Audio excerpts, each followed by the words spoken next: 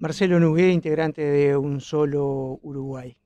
Un Solo Uruguay que surgió y empezó a trabajarse desde Paysandú y que hoy también en Paysandú van a haber una serie de reuniones con una perspectiva hacia lo que sería la representación social del directorio del BPS, en donde tres integrantes de Un Solo Uruguay tratarían de ganar elecciones en noviembre.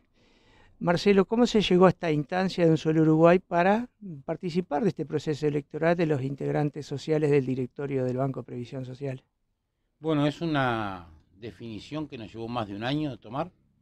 Lo empezamos a discutir, te diría que allá por abril, mayo del 2019, eh, y que fue en un proceso donde también de maduración del propio movimiento, donde empezamos a entender que todo eso que nosotros decíamos que había que hacer en el Estado, eh, el espacio que tiene la sociedad civil para participar, era el lugar idóneo para tratar de hacerlo nosotros y en definitiva tratar de hacer lo que decimos que hay que hacer, que es gestionar lo público con transparencia, gestionarlo con austeridad, gestionarlo evitando los doble costos y las dobles estructuras estatales. Y bueno, y en definitiva hoy el único organismo que nos permite competir por esos lugares a través de los votos es el BPS, en lo que es las representaciones sociales de jubilados, de trabajadores y de empresarios. Intentamos ocupar ese mismo espacio en colonización, habíamos hecho una candidatura acordada con varias gremiales, pero bueno, el Poder Ejecutivo, como no era electoral, sino que era definición del Poder Ejecutivo, el Poder Ejecutivo definió otro representante. Y bueno, ahora estamos en esto, porque entre otras cosas entendemos que eh, después de 15 años, 20 años de las mismas líneas adentro del BPS en representaciones sociales, es momento de cambiar porque en definitiva el problema que hoy tiene el BPS en parte es también responsabilidad de los representantes sociales que tenemos, ¿no? Y en unas circunstancias muy particulares, porque se creó a través de la LUC la Comisión de Expertos en Seguridad Social, quienes van a hacer en algún momento, ya han tenido varias prórrogas para presentar su planteo, un proyecto de reforma a la seguridad social. Por lo tanto, son circunstancias particulares para integrarse a un directorio. Sin duda porque va a ser gestionar la reforma, eh, una reforma que va a estar definida por el Parlamento, una reforma que va a ser acordada políticamente en los espacios parlamentarios, pero que entendemos que por como viene el diagnóstico muy vinculado al manejo financiero y básicamente de edades y alícuotas este, de, de aporte, hay mucho para gestionar que no está vinculado a esta reforma, que es esto que lo que estábamos hablando, ¿no? Y además la necesidad imperiosa de tener un ida y vuelta real con las organizaciones y con la sociedad en general. Nos pasa acá en Paysandú que el representante, por ejemplo, de los empresarios nunca vino. Nadie, uno habla con los panaderos, con el centro comercial y el representante empresarial nunca vino. Un poco diferente es a nivel de trabajadores porque en realidad el representante hoy de los trabajadores es sanducero, pero sucede en otros lugares, departamentos que en realidad nadie conoce a los representantes sociales. A tal punto son desconocidos que en realidad la votación en las elecciones anteriores, que es obligatoria, lo que ganó fue el voto en blanco y el anulado, y la no participación. Entonces, eh, en esta circunstancia especial de reforma, entendemos que entre otras cosas hay que cambiar porque se llega a esta necesidad de reforma por la mala gestión anterior. Un solo Uruguay, vamos a decir que es un movimiento social, pero que ha pasado distintas etapas. Primero, aquella efervescencia que surgió en la propia exposición Feria Rural de Paysandú, en un enero en que tú me recordarás bien la fecha, Marcelo, enero de... 8 de enero del 2018 fue la primera reunión acá en Paysandú, a la cual se convocó a una reunión el 23 de enero en Durazno, que se terminó en aquel eh, acto multitudinario, y que bueno, como decís tú, eso fue una etapa de efervescencia. Luego el movimiento fue madurando y fue Obviamente que esa efervescencia es imposible sostener en el tiempo, pero sí es posible empezar a pensar en cambiar y a pelear por los cambios necesarios, que en definitiva fue la consigna que tuvimos en el 23 de enero del 2020. Nosotros estamos para hacer los cambios necesarios por un país que merecemos, que es un país básicamente que genere empleo, un país que facilite a los emprendedores y que muestren un futuro para nuestros hijos. Entendemos que en ese trío de temas o de objetivos es que tenemos que movernos y para lo cual necesitamos hacer cambios. Y en ese proceso uno de los cambios fue el cambio de gobierno, el cambio de los partidos políticos que hoy están al frente del Estado. ¿Sigue habiendo una visión crítica sobre cómo se administra el Estado de parte de Un Solo Uruguay y cuáles son esas? A ver, creemos que el cambio de gobierno generó algunos cambios positivos, inclusive muchos de los cambios por los cuales nosotros estábamos peleando. Uno de ellos fue la eliminación de la obligatoriedad en la inclusión financiera, una ley nefasta que generó cientos de millones de dólares de ganancia al sistema financiero por intermediaciones que nadie le pedía. Eso fue derogado y nos parece más que positivo. Vemos que hay como una intención y una gestión más austera desde el punto de vista de los gastos superfluos. En algunos ítems vinculados a seguridad rural, que mucho hablábamos, etcétera, han habido cambios positivos, pero todavía persisten unos problemas estructurales muy grandes vinculados a la falta de competitividad, vinculado a que mantenemos combustibles y energía muy cara con respecto a la región, vinculado a un déficit fiscal muy grande, porque en realidad la estructura del Estado no ha cambiado, no se ha hecho una reforma del Estado en serio, ni que hablar de los procesos de descentralización, que para nosotros son fundamentales para que el interior se pueda desarrollar igual que la zona metropolitana y que nuestros gurises tengan las mismas oportunidades de estudio, las mismas oportunidades de salud, recreativas y de acceso a todos los servicios, ¿no? Tenemos hasta dificultades en el interior y más en el interior rural, hasta de conectividad, de caminería, de cuestiones básicas. Y en ese proceso nos parece que aún falta bastante y falta estar de acuerdo con que esos son los cambios que hay que hacer.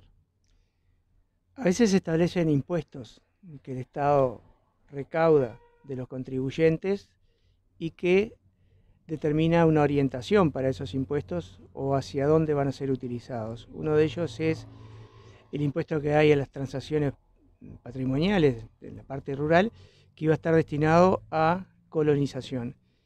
Sin embargo, a veces se toma de ese dinero con otros fines, como ocurrió con el Fondo Energético de UTE.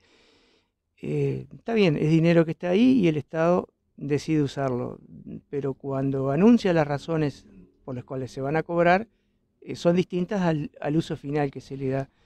Eso también es parte de algo que se debe cuestionar al gobierno o se debe pedir más transparencia para que aquello que se recauda para determinado objetivo sea utilizado efectivamente en lo que proponen.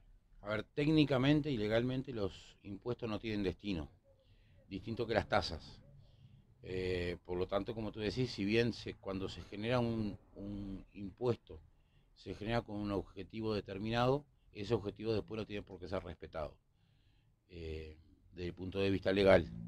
En el caso que está ocurriendo con colonización, nosotros hemos planteado claramente nuestra postura de estar en contra de lo que se está procesando, porque, a ver, hay varias aristas. Una es, va a atentar contra una política que entendemos nosotros que hay que empezar, de repoblamiento de la campaña.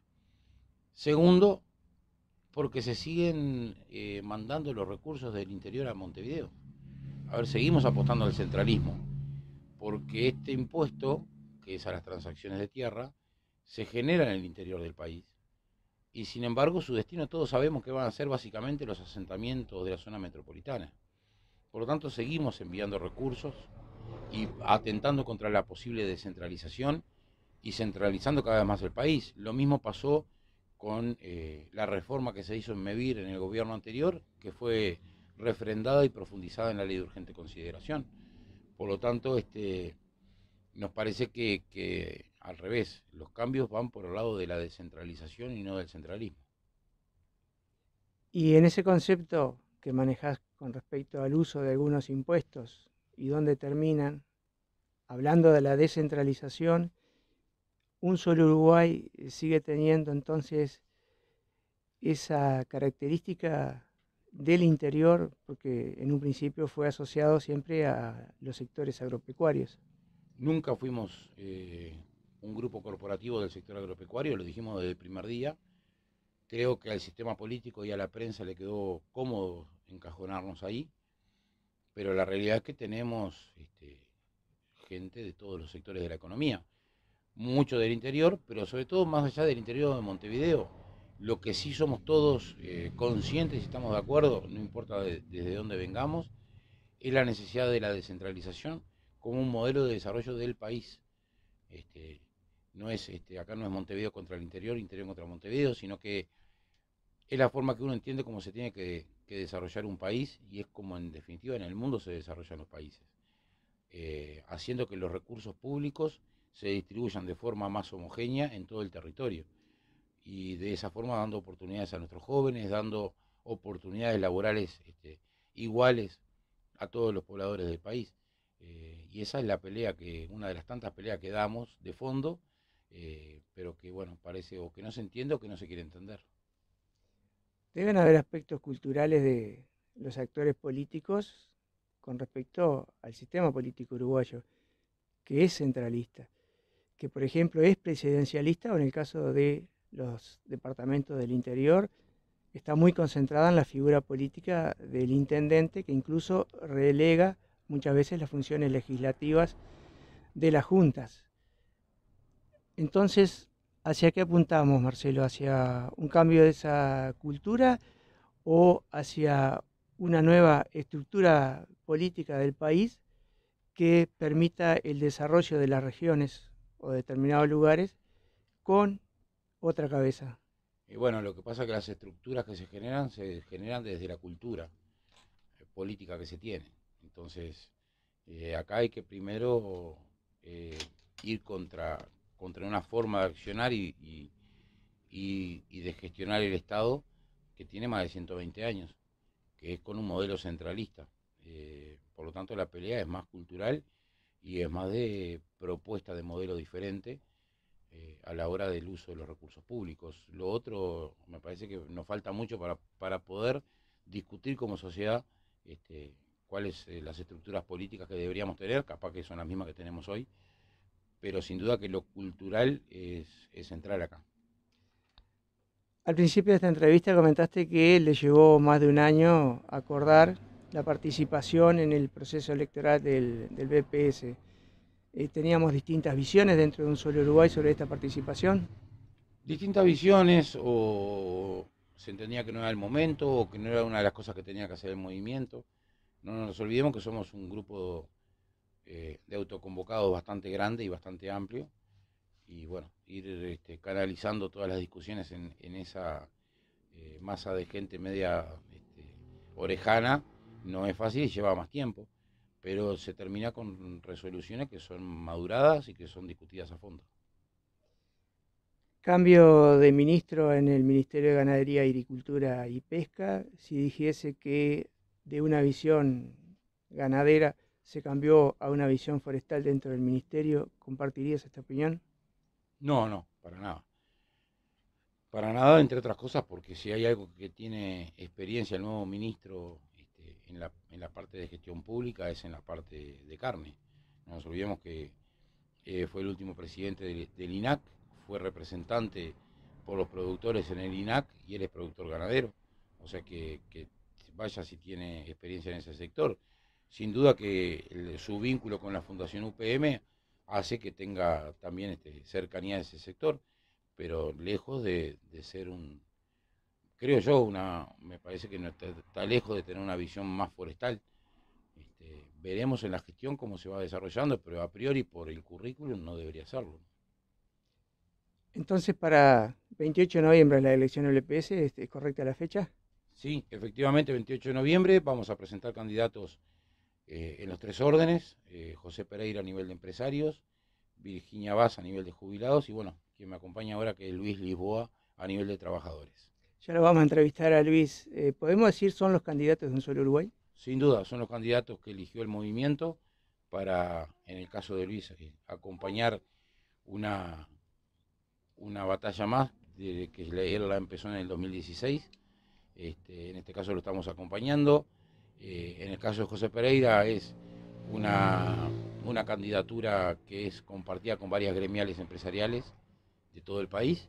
Y en el caso de Virginia sí es una integrante del CERNO de toda la vida del movimiento y bueno, por lo tanto son nuestros candidatos a las elecciones. Marcelo Nubé, ingeniero agrónomo. Muchas gracias por concedernos esta entrevista. No, por favor, el agradecido soy yo.